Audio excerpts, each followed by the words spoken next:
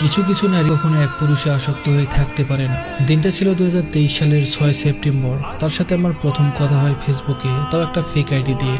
আমি যখন তার সাথে প্রথম কথা বলি তখন তাকে আগে বার্থডে উইশ করা নিয়ে কথা হচ্ছিল। যখন আমি তার সাথে পরিচিত হই তখন জানতে পারি তার বাসা কুমিল্লা আর আমার বাসা রংপুর। আমাদের পরিচয়টা হয়েছিল খুব আশ্চর্যভাবে। মেয়েটার নাম ছিল তুলি, আমি তাকে ডাকতাম রংতুলি বলে। পরিচয়ের পর ভালোই যাচ্ছিল সবকিছু, তার সাথে কথা আর আমার জবের জন্য অপেক্ষা। আমার পরের মাসে ছিল একটা কোম্পানিতে জয়েনিং। এভাবেই সময় কাটতে থাকে আর আমাদের সম্পর্কটা ভালো হতে থাকে। সকালে তার কণ্ঠ শুনে ঘুম থেকে ওঠা, আবার তার কণ্ঠ শুনে ঘুমাতে যাওয়া, নতুন জব, সবকিছু মিলে সবকিছু স্বপ্নের মতো চলছিল। দিন যত যাচ্ছিল আমি ঠিক ততই তার মায়ে পড়েছিলাম। আমি কখনো রিলেশন করিনি। আমার স্বপ্ন ছিল একবারে বিয়ে করে বউয়ের সাথে প্রেম করব। আর একটা কারণ ছিল, আমার বন্ধুরা রিলেশন করে অনেক কষ্ট পেয়েছিল, এই ভয়ে আমি কখনো রিলেশনে জড়াইনি। প্রপোজ পেয়েছিলাম অনেক, কিন্তু কখনো অ্যাকসেপ্ট করিনি। কিন্তু এই একটা মেয়ের মায়ে আমি গভীরভাবে পড়ে যাই। আমাদের পরিচয়ে 4 মাসের মাথায় আমার কলেজে একটা জরুরি কাজে আমি বাসায় যাই। আমি ছিলাম রংপুর পলিটেকনিক ইনস্টিটিউটের ছাত্র। দিনটা ছিল 9 জানুয়ারি। আমি বাসা যাওয়ার পথে আমার বাসটা অ্যাক্সিডেন্ট করেছিল। ও সেদিন পাগলের মতো কান্না করেছিল। ওই দিন আমি হালকা মাথায় ব্যথা পেয়েছিলাম। তারপর 10 জানুয়ারি আমার ভাইবা দেওয়া শেষ হয়। ওই দিন আমি আবার ফিরে আসছিলাম চাঁদপুরে। পরে আমি তার সাথে দেখা করতে চাইলাম, তাকে নানাভাবে বোঝানোর পরও রাজি হয়। ওই দিন আমি সারাটা রাত ঘুমাইনি, শুধু ভেবেছিলাম কখন দেখা হবে। তাকে আমি ভিডিও কলে দেখেছিলাম, কিন্তু সামনাসামনি ওইবারই প্রথম। জানুয়ারির 11 তারিখ রাত যখন 4টা, তখন আমি কুমিল্লার নিমসার বাজারে নামি বাস থেকে। তখন আমি কিছুই চিনতাম না। তখনও আমাদের কথা হচ্ছিল অনলাইনে। তখন খুব বেশি ঠান্ডা ছিল।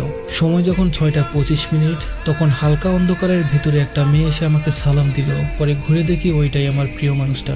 তখন হয়তো আমার মতো পৃথিবীতে আর কেউ এত খুশি ছিল না। প্রথম দেখার অনুভূতি ভোলার মতো না। তখন আমি আর সে চলে আসি কুমিল্লা ক্যান্টনমেন্টের ওভারব্রিজে। আমার ইচ্ছা ছিল ময়নামতি ঘুরে আসা, কিন্তু সে আমাকে নিয়ে গেছিল ইংরেজের কবরস্থানে। ওই সময় প্রথম কোনো মেয়ের সাথে পাশাপাশি হাঁটছি আমি। তারপরে তার সাথে দেখা করে আমি চলে আসি। আমাদের এই নিয়ে 3বার দেখা হয়েছিল, কিন্তু যখন তার সাথে আমার সম্পর্কের 1 বছর পূর্ণ হয় তখন সে কলেজে ওঠে। আর তখন থেকে সে কেমন যেন পরিবর্তন হয়ে যায়। আস্তে আস্তে সবকিছু চেঞ্জ হওয়া শুরু হয়। আর আমি তার জন্য প্রচুর পাগলাম করতাম। একদিন রাতে তার সাথে আমার খুব বেশি ঝগড়া লাগে।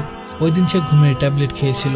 বড় হওয়ার পর ওই প্রথম আমি কারোর জন্য কান্না করেছিলাম। পরে তার আম্মুকে কল দিয়ে সব বলে দিই আমি। একদিন সে আমাকে সব জায়গা থেকে ব্লক করে দেয়। আমি জিজ্ঞেস করলে বলে ভাই আমার আইডি চেক করে, তাই আমি তাকে কিছু বলিনি আর। কিন্তু কখনো ভাবিনি ওইটাই আমার সবচেয়ে বড় কষ্টের কারণ হবে।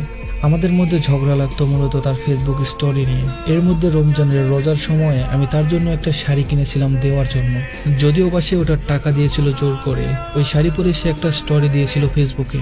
ওই দিন আমি ঢাকা থেকে চাঁদপুরে আসি লঞ্চে। তখন দেখি তার স্টোরিতে একটা ছেলের লাভ রিয়েক্ট দিয়েছে। আমি জানতাম না কি ওই ছেলে। পরে আমি যখন তার সাথে এই বিষয় নিয়ে কথা বলি, ওই দিন তার আর আমার মধ্যে খুব ঝগড়া হয়। আমি তার 2 দিন পর যখন কল দিয়ে সরি বলি, তখন সে আমায় অনেক কথা শুনিয়েছিল, কিন্তু আমি কিছুই বলিনি।